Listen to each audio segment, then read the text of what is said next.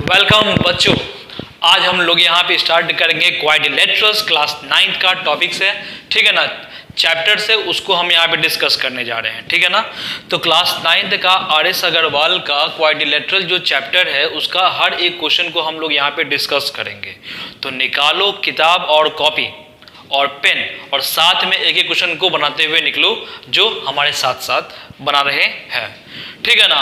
तो चलो यहाँ पे पहला क्वेश्चन है जो आप देख सकते हो कि एक्सरसाइज यहाँ पे आपको स्टार्ट कर रहे हैं 10A का पहला क्वेश्चन है आपके पास कि बोलता है यहाँ पे एक एंगल है जिसका नाम है 75, दूसरा एंगल है 90, तीसरा एंगल 75। तो बोलता है कि अदर एंगल एक निकालो, है ना। तो अदर एंगल को हम मान लेते हैं x। तो तुम्हें पता है कि कोई भी क्वाड्रिलेटरल होता है तो क्वाड्रिलेटरल में a होता है, b होता है, c होता है, d होता है। a का वैल्यू 75 है तो b का वैल्यू आपको 90 है, c का वैल्यू भी 75 है, तो इसका एंगल का वैल्यू निकालो। तो तुम्हें पता है वी नो, क्या पता है छोटू, वी नो डैट में कि angle A plus angle B plus angle C ये तीनों का एंड एंगल D होता है ना, 4 है ना। तो ये तीनों चारों का सम हो जाएगा 360। क्यों भाई? Because you know that the sum of the angle of a quadrilateral is 360, जो यहाँ पे लिखना तो पड़ेगा ही, ठीक है ना। क्या? The sum of angles of quadrilateral, है ना, इज 360। तो इसके अनुसार एंगल ए, तो एंगल ए का वैल्यू कितना दिया हुआ 75, एंगल बी आपको क्या दिया हुआ 90, एंगल सी है तो 75 है, एंगल डी जिसका वैल्यू पता नहीं है 360 हो गया। सॉल्व करो तो 5 और 5 10 के 0 बचेगा 1, है ना। 7 7 14 और 14 प्लस 9, है ना। तो 14 6 20 और 20 3 23 और 23 1 24 हो जाएगा, इतना प्लस एंगल डी हो गया इज इक्वल टू 360 हो गया। तो एंगल डी बराबर क्या हो जाएगा 360 माइनस और 240 हो गया। तो सॉल्व करोगे तो 0, तो 2 बचेगा फिर 1 बचेगा, तो इतना डिग्री का एंगल आएगा, ठीक है। तो इस तरह से आपका एंगल डी निकल गया। चलो दूसरा क्वेश्चन है, तो दूसरा क्वेश्चन भी बनाते हैं हम लोग।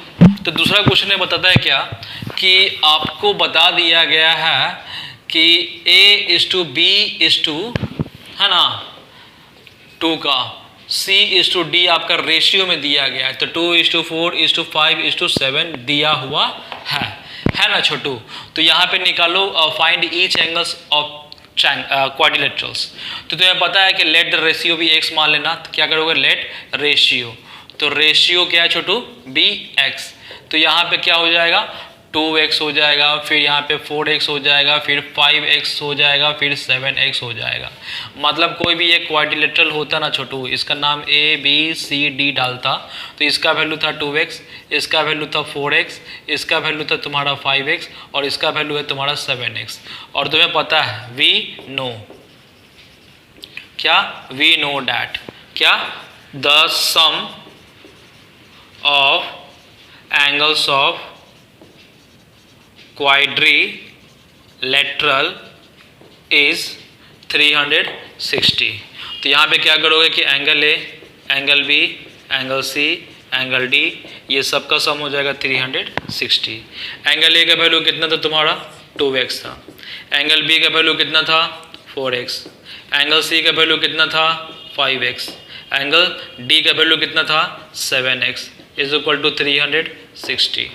तो 4 2 6 6 5 11 11 प्लस 7 18, तो 18x इज इक्वल टू क्या हो जाएगा 360। तो x बराबर क्या हो जाएगा 360/18, 18 2 जा 36, 0 हो जाएगा। x का वैल्यू निकल गया, तो निकालना तुमको a का वैल्यू। a का वैल्यू क्या था तुम्हारे पास 2x, यानी कि 2 × 20 यानी कि हो जाएगा 40, है ना। तो चलो ये हो गया तुम्हारा। तो उसके बाद एंगल बी निकालो, तो एंगल बी का वैल्यू क्या हो जाएगा तुम्हारे पास 4x, तो यानी कि 4 × 20 हो जाएगा, तो ये हो जाएगा 80। एंगल सी ये छोटू तो क्या है तुम्हारे पास, तो 5x है, यानी कि 5 max 20, तो यानी कि 20 25 100 हो जाएगा। एंगल डी है तुम्हारे पास, तो एंगल डी का वैल्यू तुमको दिया हुआ 7x, यानी कि 7 × 20, सो इट इज़ 140, ठीक है। तो इस तरह से आपका क्वेश्चन कंप्लीट हुआ नंबर 2, ठीक है। चलो आगे बढ़ते हैं। चलो क्वेश्चन नंबर 3 है। 3 में क्या बोलता है, बोलता है कि एक ठो आपके पास ट्रेपेजियम दिया हुआ है, उस ट्रेपेजियम का वैल्यू है, ये ए हो गया, ये तुम्हारा बी है, ये सी है, ये डी है तुम्हारे पास। तो एंगल ए का वैल्यू दिया हुआ 55, एंगल बी है तो एंगल बी का वैल्यू दिया हुआ 70, एंगल सी तुमको पता नहीं है, एंगल डी पता नहीं है, लेकिन इस ट्रेपेजियम में गिवन में आपको ये बता दिया जरूर कि ए बी जो है छोटू वो सी डी का पैरेलल है और A B C D trapezium है। लिख देना कि ए बी सी डी जो है इस ट्रेपेजियम। तो प्रूफ क्या करना है, तो प्रूफ आपको करना है बच्चा, सॉरी प्रूफ नहीं करना, यहाँ पे एंगल निकालना। तो यहाँ पे angle C and angle D का वैल्यू आप निकालो। कैसे निकालोगे, तो देखो छोटू, तो पहले हम लिखेंगे सॉल्व में क्या लिखोगे कि ए बी जो है parallel to C D and transversal A D लिख देना। ठीक है, जब ये लाइन इसका पैरेलल होगा, ये ट्रांसवर्सल, इस दोनों का सम 180 होगा। तो angle A plus angle D दोनों का सम हो जाएगा कितना, 180 हो जाएगा। क्यों भाई, तो को इंटीरियर एंगल्स है। ठीक है, तो इसके अनुसार देखो एंगल ए का वैल्यू दिया हुआ 55, एंगल डी तुमको पता नहीं है, ये हो गया 180। तो एंगल डी का वैल्यू निकालोगे तो क्या हो जाएगा 180 माइनस ऑफ 55। सॉल्व करोगे तो कितना हो जाएगा 5 5 10, यहाँ बचेगा 7, तो 5 2 7 हो गया और एक बच गया, है ना। तो ये बन गया तुम्हारा 125 एंगल डी। ठीक है, जब एंगल डी निकल गया तो उसके बाद तुमको निकालना है कौन सा बच्चा, उसके बाद तुमको निकालना है एंगल सी भी। तो हम क्या करेंगे, हमें पता है ऑल्सो क्या छोटू कि ए बी जो है ना वो तुम्हारा सी डी का तो पैरेलल है और ट्रांसवर्सल है तुम्हारे पास, है ना। ट्रांसवर्सल क्या है, बी सी है। तो बी सी ट्रांसफर रहेगा तो तुम्हें पता है कि एंगल बी और एंगल सी ये दोनों का सम तो 180 हो जाएगा, सेम टू सेम को इंटीरियर से, है ना, इंटीरियर से। तो एंगल बी का वैल्यू तुमको दिया हुआ 70, एंगल सी तुमको पता नहीं है, 180 हो गया। एंगल सी बराबर लिखोगे तो क्या लिखोगे 180 और माइनस 70 हो जाएगा। तो सॉल्व करोगे 110 हो गया। इस तरह से आपका एंगल सी का वैल्यू भी निकल गया, इस तरह से आपका एंगल डी का वैल्यू भी निकल गया। ठीक है, तो इस तरह से क्वेश्चन नंबर 3 भी कंप्लीट हो गया। बढ़ते हैं नए क्वेश्चन की तरफ। क्वेश्चन नंबर 4 के बाद 3 के बाद 4 में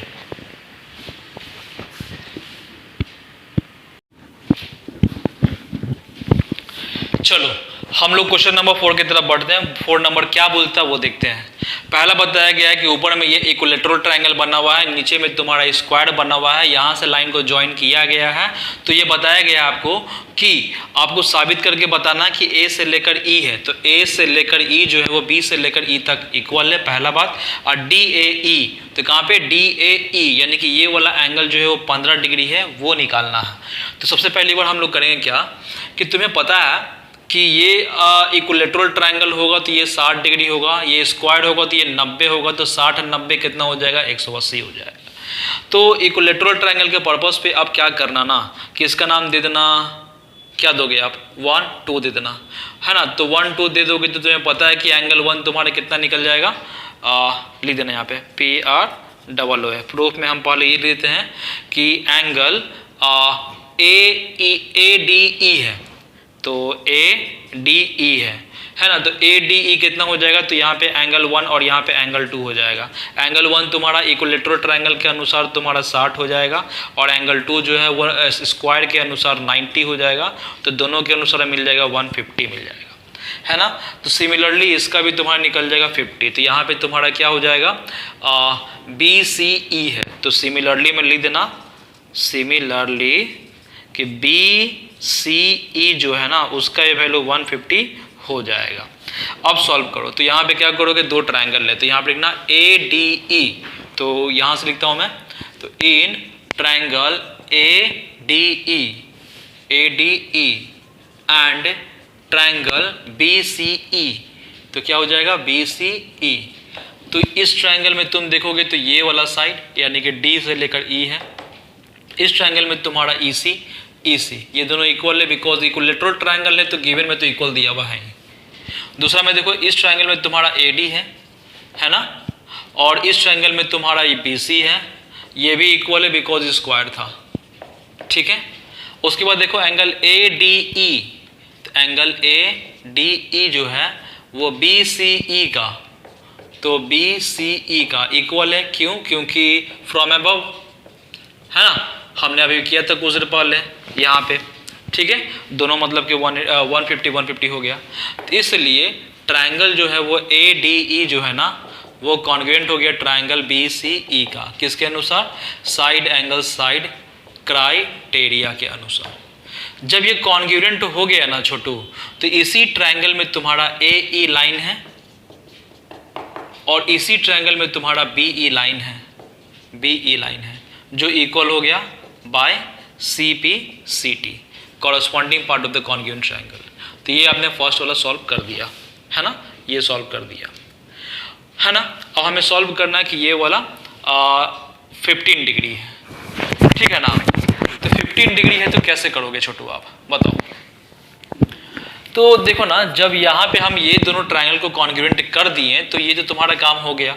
और जब ये दोनों ट्रायंगल कॉन्ग्रुएंट भी है तो हम बोल सकते हैं कि ये वाला साइड इसके इक्वल भी है, ये वाला साइड इसके भी इक्वल है, ठीक है ना, बाय CPCT, है ना, जो ऑलरेडी हो चुका है, ठीक है ना।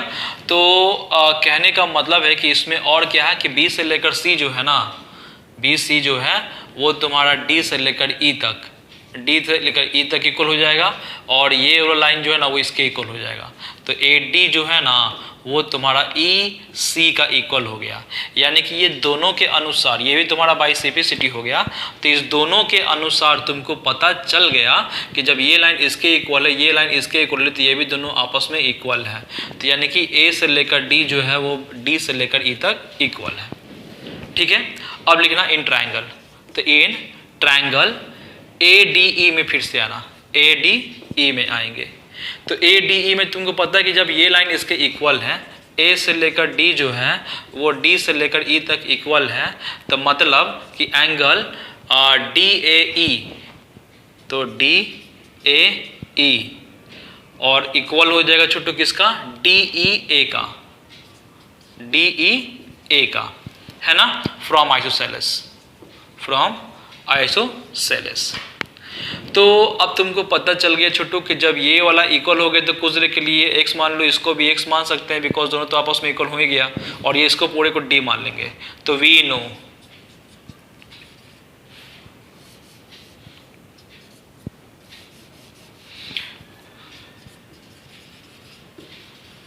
नो डेट में क्या लिखोगे छोटू कि एंगल x हो जाएगा, फिर यहाँ पे तुम्हारा ये वाला नाम दे देना। तो इसका नाम क्या दोगे, इसका नाम दे देना 3, इसका नाम दे देना 4। तो ये पूरे का नाम क्या दे देगा, D दे देगा। तो यहाँ पे एंगल 3 फिर एंगल 4 और यहाँ पे D है, ये सबका सम करोगे तो 180 हो जाएगा, because the sum of the angle of a triangle is 180। Angle 3x था, एंगल 4x था, एंगल D जो था वो तुम्हारा D ही रहेगा, है ना, इज इक्वल टू 180 हो गया, है ना। D का मतलब 150 था, तो यहाँ पे लिख देना 150।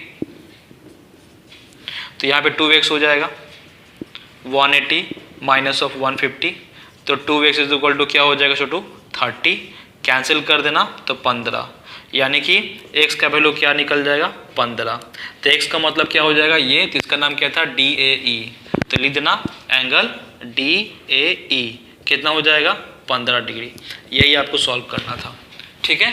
तो इस तरह से क्वेश्चन नंबर 4 भी तुम्हारा कंप्लीट हो गया। बढ़ते हैं नए क्वेश्चन की तरफ।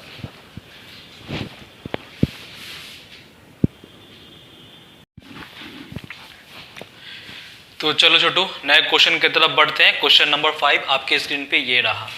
यहाँ पे बोलता है कि एक पैरेललोग्राम टाइप है ना, पैरेललोग्राम के अनुसार आपको बता दिया गया, लिख देना यहाँ पे कि ABCD इज पैरेललोग्राम, ये आपको दिया हुआ है। तो ये पैरेललोग्राम भी दिया हुआ है और डायगोनल बाइसेक्ट कर रहा है, और साथ में आपको साबित, ये तो दिया हुआ परपेंडिकुलर है, BM जो है वो AC पे परपेंडिकुलर है ये, और DN है, तो DN जो है वो भी AC पे परपेंडिकुलर है, और B से लेकर M, तो B से लेकर M जो है छोटू वो D से लेकर N का इक्वल दिया हुआ है। तो साबित करो कि AC जो है वो BD को, ये BD लाइन जो है उसको बाइसेक्ट कर रहा है, इसका मतलब हो गया कि ये लाइन सेगमेंट जो है वो इसके इक्वल है, वो साबित करना। तो काम करोगे आप, तो यहाँ पे क्या करोगे आप, तो यहाँ पे लिखना प्रूफ, तो PROOF है प्रूफ। तो प्रूफ में क्या करना कि इन ट्रायंगल DNO, तो इन ट्रायंगल DON लिख देना, DON, एंड ट्रायंगल है तो DON हो गया, तो इसे करना BOM, है ना, डॉन और बॉम्ब। तो डॉन और बॉम्ब में जाओगे ना बच्चा, तो सॉल्व करो। तो यहाँ पे पता है कि ये लाइन इसके इक्वल है, तो D से लेकर N जो है ना बच्चा, वो तुम्हारा B से लेकर M तक इक्वल है। ये गिवन में दिया हुआ था पहला केस। दूसरा में DNO, तो यहाँ पे एंगल DNO जो है वो तुम्हारा BMO का, तो BMO का ईच 90 डिग्री होता है, ये दिया हुआ। तीसरा केस है क्या छोटू, कि DON है ना, ये एंगल और ये वाला एंगल, तो एंगल लिखना DON जो है वो एंगल BOM, तो BOM का इक्वल है। क्यों, vertically opposite angles are equal हो गया। तो इस केस में तुम्हारा पता चल गया कि ट्रायंगल DON जो है ना वो कॉन्ग्रुएंट हो गया ट्रायंगल BOM का। क्यों, एंगल एंगल साइड, क्या, एंगल साइड क्राइटेरिया कॉन्ग्रुएंट हो गया। और जब ये दोनों कॉन्ग्रुएंट हो गया ना, तो आपको पता चल गया क्या कि ये लाइन से, मतलब इसी ट्रायंगल में ये लाइन है और इस ट्रायंगल में ये लाइन है, तो दोनों आपस में इक्वल हो गया।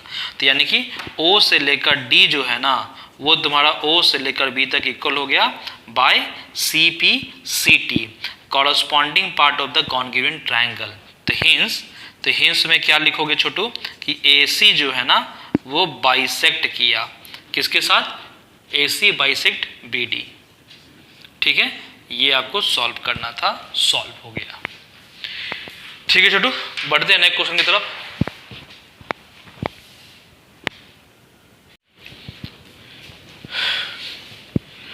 तो चलो छोटू, नया क्वेश्चन आपके स्क्रीन पे ये रहा, ठीक है ना। इसमें क्या बोलता है कि क्वेश्चन नंबर 6 में बोलता है कि ये क्वाड्रिलेटरल है, ABCD द क्वाड्रिलेटरल्स, और साथ में A से लेकर B जो है वो A से लेकर D तक इक्वल दिया हुआ है, BC जो है वो CD का इक्वल दिया हुआ है। तो साबित करना कि AC bisect angle A and C। तो AC जो है वो A को भी बाइसेक्ट कर रहा है इक्वल पार्ट्स में, ये साबित करना है, और 3 = 4 यानी कि ये वाला भी इक्वल पार्ट में डिवाइड कर रहा है, पहला। दूसरा में तुमको दिया हुआ है B से लेकर E, तो B से लेकर E कहाँ पे, E यही होगा। तो ये लाइन सेगमेंट जो है वो मतलब कि D से लेकर E, ये लाइन को अनुसार हमें इक्वल करना है। चलो सब भी करते हैं, देखते हैं। पहला तो प्रूफ लिख देना PROOF। चलो काम करते हैं। तो सबसे पहली बार कि ये दोनों एंगल को हम साबित करते हैं, तो उसके लिए क्या करना, ABC, तो लिखना in triangle ABC and triangle ADC, क्या, ADC। तो देख छोटो, A से लेकर B जो है ना तुम्हारे पास, वो तुम्हारा A से लेकर D तक इक्वल है, क्योंकि ये गिवन में दिया हुआ था, फर्स्ट केस। सेकेंड में B से लेकर C है ना बवा, तो B से लेकर C जो है वो C से लेकर D तक इक्वल है, ये भी गिवन में तुमको दिया हुआ था। और तीसरा आपको दिया हुआ कि A से लेकर C जो है ना वो भी A से लेकर C तक, ये भी दिया, ये कॉमन हो जाएगा, कॉमन हो गया। तो इसके अनुसार ट्रायंगल आपका पता चल गया कि ABC जो है ना वो कॉन्ग्रुएंट हो गया ट्रायंगल ADC का। क्यों, साइड साइड साइड क्राइटेरिया, ये कॉन्ग्रुएंट हो गया। और जब ये कॉन्ग्रुएंट हो गया ना बच्चा, तो कॉन्ग्रुएंट होने के साथ साथ आपको पता चल गया इस ट्रायंगल में कि ये वाला एंगल 1 जो है वो एंगल 2 का इक्वल हो गया। तो कहाँ लिख दे बच्चा, तो यहाँ लिख दे मैं कि एंगल 1 = एंगल 2 हो गया, एंगल 3 = एंगल 4 हो गया, है ना। क्यों भाई, तो by CP/CT, corresponding part of the congruent triangle.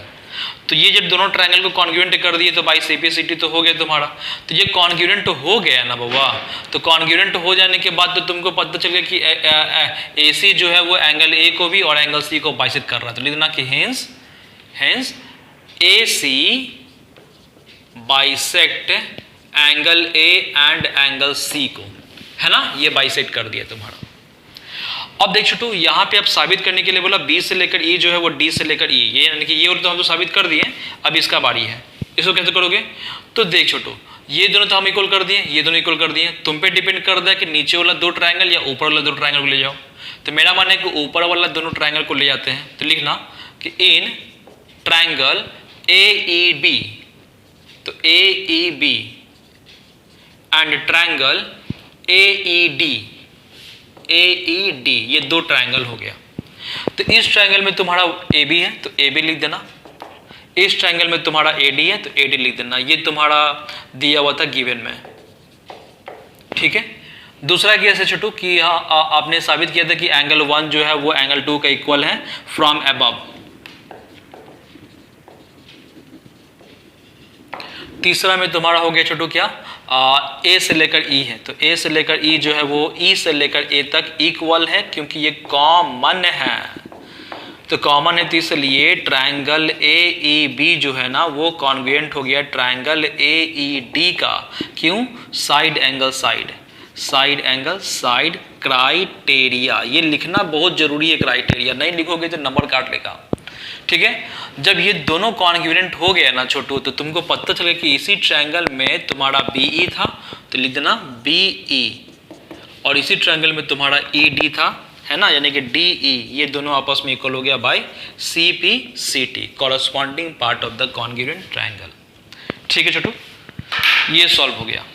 उसके बाद लास्ट में बोलता है कि ए बी सी और ए डी सी, तो ए बी सी, तो देख छोटू जब हम थर्ड वाला में तुमको पता है कि जब हमने ट्रायंगल क्या नाम था ए बी सी, तो यहाँ पे लिख देना ए बी सी जो है वो कॉन्ग्रुएंट था ट्रायंगल ए डी सी का, ए डी सी का। क्यों भाई?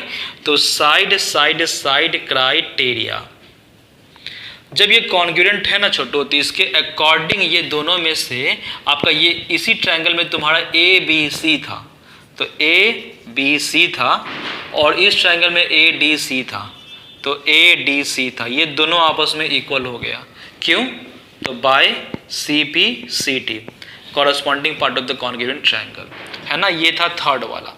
तो इस तरह से क्वेश्चन नंबर 6 कंप्लीट हुआ, ठीक है ना। चलो आगे बढ़ते हैं नए क्वेश्चन की तरफ।